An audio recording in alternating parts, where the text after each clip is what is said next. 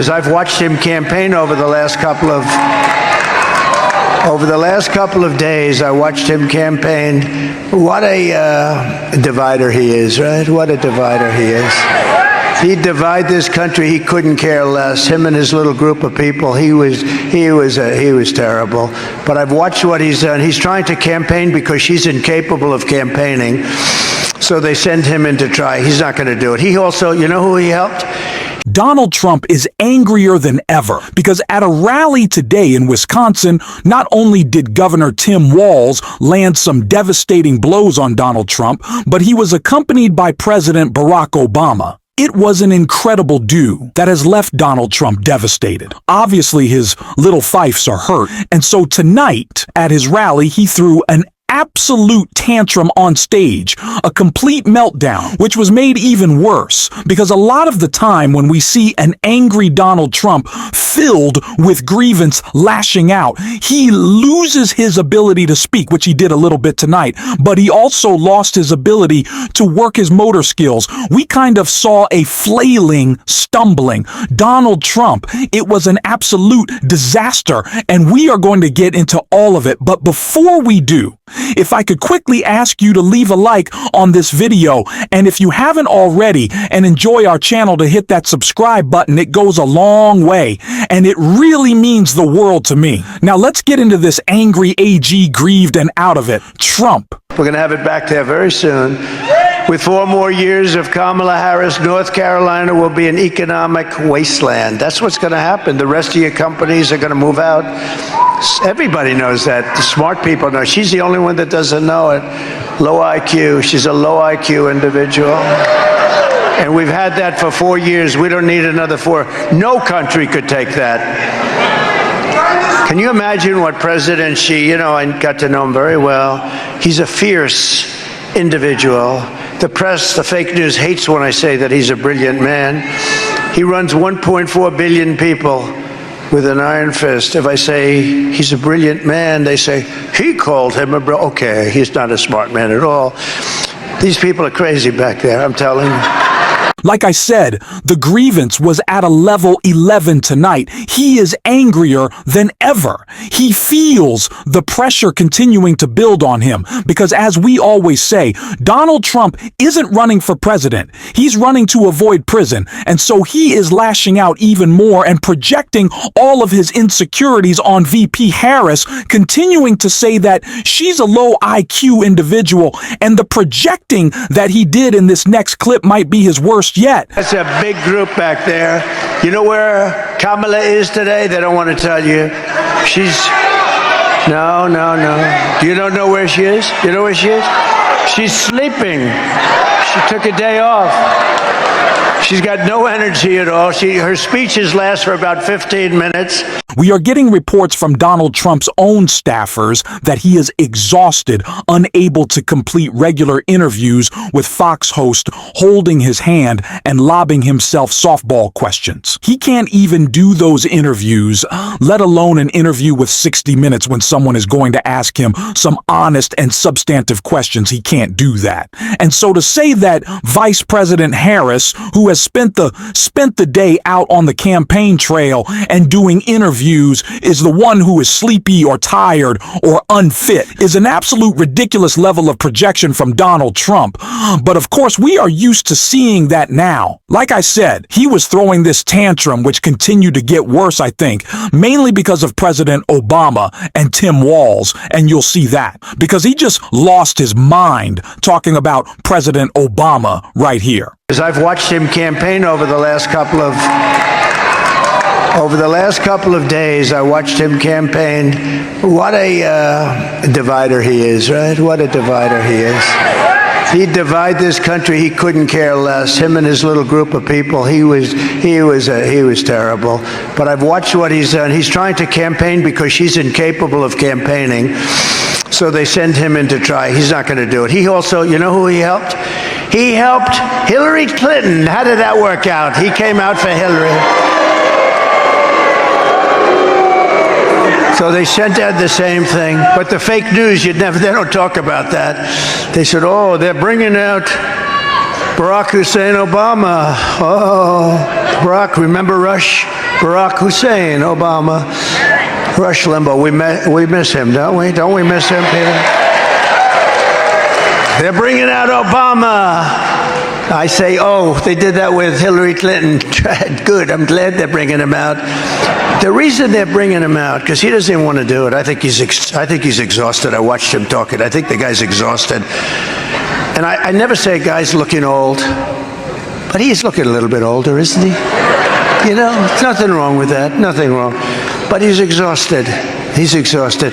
But I know we continue to say, how can the projection get any worse? But come on, people. How can the projection get any worse? It was President Obama who divided the country, really. That was the guy. It wasn't the president who followed him, who divided the country. It wasn't the guy saying that President Obama isn't actually an American. It wasn't that guy pushing birtherism. I think you need to rethink your history, Donald, but I know what's upsetting Trump so much. I know what he sees as the division made by President Obama. It's the calling him out. That's what upsets him. And I think it's this line in particular. Par for the course, Donald Trump's plan is to give another massive tax cut to billionaires and big corporations. And I've talked to some folks, and they'll say, yeah, but you know, I do remember the economy was pretty good when Trump first came in office. And I said, yeah, because it was my economy. We know how driven crazy Donald Trump is, knowing that he is one of the historically worst presidents when it comes to a whole host of factors. But on the economy specifically, his historic job loss, his complete failure, we know that drives Donald Trump crazy, the back end of his presidency. But the fact that President Obama is setting the record straight on the beginning of his presidency as well, saying that great economy, that booming economy had nothing to do with Donald Trump. He was the one who screwed over the economy that President Obama gave him, in the same way that Donald Trump inherited billions of dollars and still found a way to screw that up too, because it's what he does. And clearly that gets him upset because he continued to attack President Obama right here. he's a fierce man. I get along with him very well. Putin, these are people that are tough people. Kim Jong-un, North Korea, nuclear weapons all over the place. I said, you ever do anything else? Go to a game, do something. You know, he loves producing nuclear weapons. That's what he likes producing. And he's got a lot of them. And he has no respect for our leadership now. And he didn't respect Obama. He thought Obama was a real jerk. A real jerk. And I think he's a real jerk because I've watched him campaign over the last couple of... In a previous video, we read a breaking news story from The Atlantic about how Donald Trump was talking about how he wanted his generals to be more like Hitler's. And of course, we have seen Donald Trump quote Hitler seemingly praise Hitler. Of course, he loves authoritarians. He loves dictators. He wants to rule with an iron fist. But this is a guy who will always choose the dictator who flatters him over the American who opposes him. This is why he talks about the enemy from within, not the enemy from outside. Because what Donald Trump wants more than anything is praise. Of course, President Obama isn't going to give that to him. But that shouldn't be a reason for Donald Trump to attack him. But Kim Jong-un flashes his eyelashes at you. He sends you a nice letter, and now you're putty in his hands. That is a guy who should be nowhere near the nuclear coats. And it's why so many of Donald Trump's former national security advisors are coming out against him, because they know the danger he is, and they know how susceptible he is to just absolutely lose it. And the poke of his really easy to poke buttons, we can see how angry he's gotten with President Obama. And of course, he also got upset with Tim Walz here. And you can see him so upset that he's just flailing around. Let's take a look. The stupidest man I've ever seen run for office. Is there something wrong with that guy? He's always bouncing. He's going with his heart. Yeah.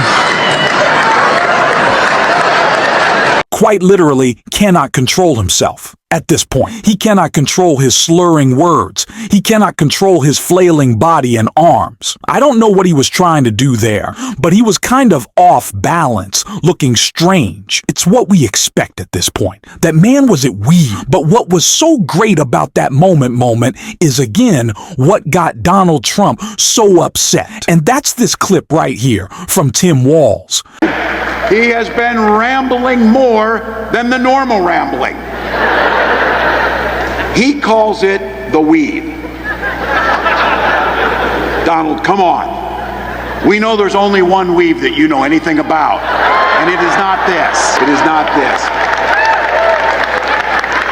He's ducked debates, but you can't blame him. When you get your ass whipped that hard, you don't come back for seconds. He dropped out of 3 interviews, and his staff, in a moment of clarity and truth, said he was exhausted.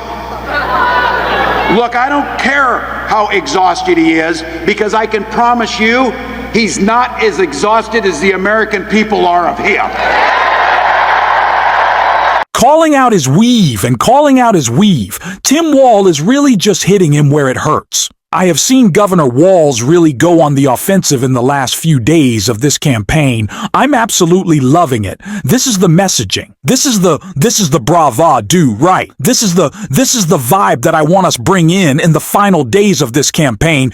Get Donald Trump upset. Get him off his game. Get him rocking around, both figuratively and literally. As we can see, because he's just driven so crazy by these attacks, it's why he's lashing out at everyone, including AOC. You know, the green news scam is terrible. You know whose idea that was, right? AOC, young girl, very nice person. She never even studied the environment in college, average student at best. She was an average student. She walked in one day. Voice President Harris is out on the campaign trail, whether with Liz Cheney talking to Republicans about unifying behind democracy or talking to labor leaders about making sure we're building an economy for all she's talking about. The issues Donald Trump calling AOC a bad student, those are the differences in the closing messages. Those are the differences in the candidates, and we need to continue to talk about that. And we're going to every single day on this show. And if you want to support that, as always, you can hit that subscribe button. You can leave a like on this video. And if you're stuck around at the end, you can drop a blue heart in the comments. And until next time, I'll see you soon.